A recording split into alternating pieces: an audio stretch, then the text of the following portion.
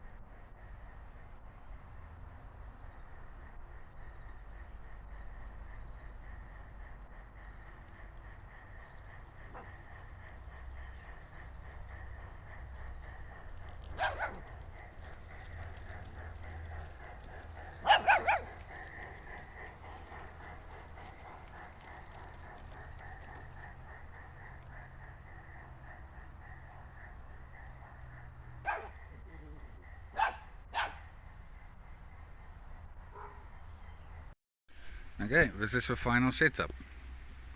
I never originally said that I'm not going to use that for the power supply, but I end up doing it because light switches. First one for the light, you see what I'm doing in the dark. The other two will be for effects and animations later when I decide to add them. Now this one, I fought against using it for the track power supply because I actually like working outside here, so I'm very thingy for my tools, other thingy to use. And then the power supply. Now this one is a custom bolt-on. I can't remember who made it, but I got it from a friend of mine, 2 of them, and they work perfectly. I had an issue with power supplies that made pulse width modulation. It messes around with the local sound file, but I am very happy with this.